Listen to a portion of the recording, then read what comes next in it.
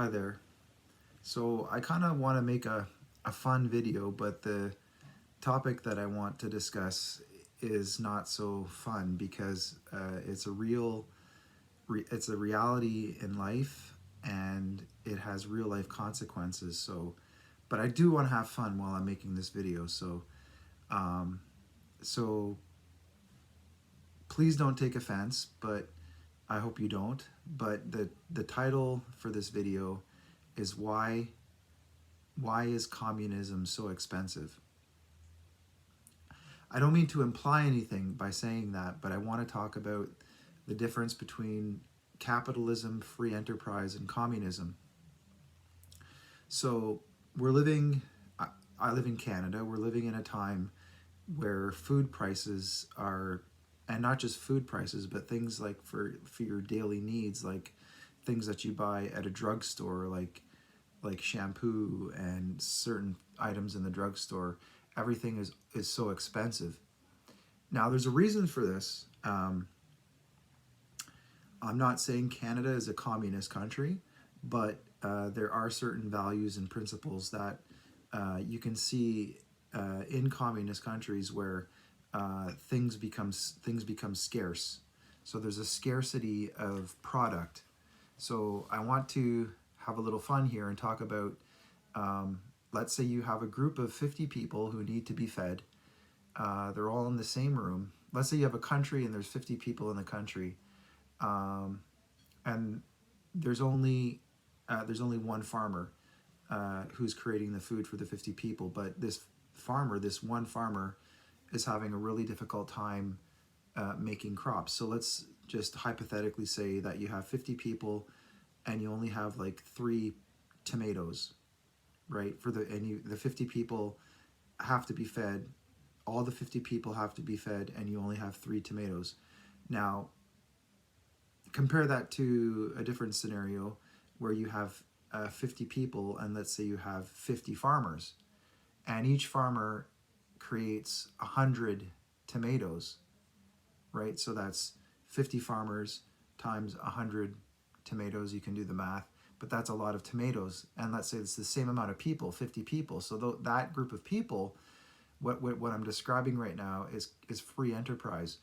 And that 50 people who need to be fed are going to have an abundance of food because there's 50 farmers, and the farmers have enough land to produce their crops, and they're being treated well by their government.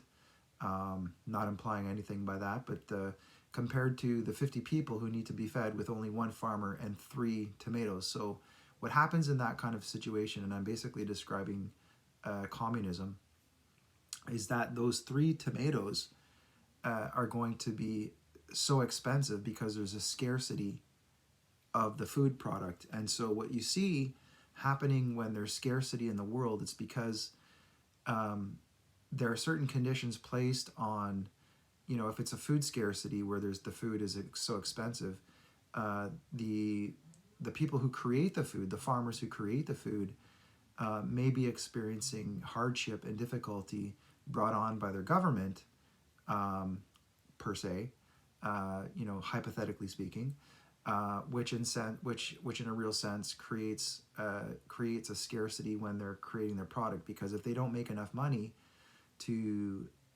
create enough product, then the product, when it goes on the grocery shelf, is going to be worth way more. It's going to be way more expensive than what you would experience if there was less of a scarcity of the product. And so there you have it. You have the difference between scarcity and an abundance. And so what creates an abundance is when you have enough land, right? You're not using your land to build more homes, or you're destroying farmland in order to build more homes. Homes are important, but if you don't have affordable food on the grocery shelf to feed yourself, then what good is that home going to do for anybody, right? So then people get upset because more certain group of people are making more amount of money, and then people start to want socialism in their society where there's like a free distribution. But even in socialism, there's a scarcity of product. And so to ensure that you have a free enterprise, a free market enterprise, where things are affordable for everybody. The when you're producing things like food, there has to be enough farmland. Uh, the farmers have to be respected and being treated properly by their government, that they're not experiencing hardship when they're growing the food. Taxes and stuff like that, regulations, overregulation, taxes, and all this stuff per se, right? So what creates the when you walk into a drugstore and you want to buy some soap and some shampoo and some hairspray or something, or what creates the scarcity when you walk into the grocery store and you buy, like, hypothetically speaking, 3 tomatoes for $50. What creates that scarcity, um, you know, is communism, in the sense where uh, people are not really you're not really living in a free enterprise situation where um, the government, people, the elite, the government are not creating the not the atmosphere, but they're not creating a world, in a sense.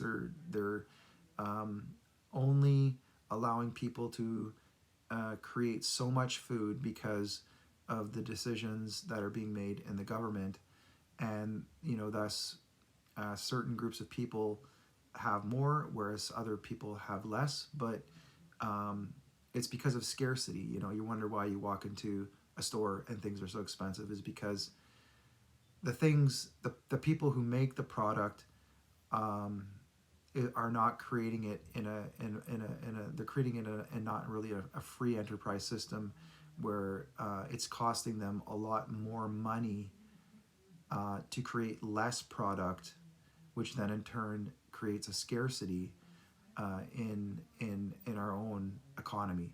So yeah, just for fun, I'm going to say it again: communism is very expensive. Thanks so much. Bye.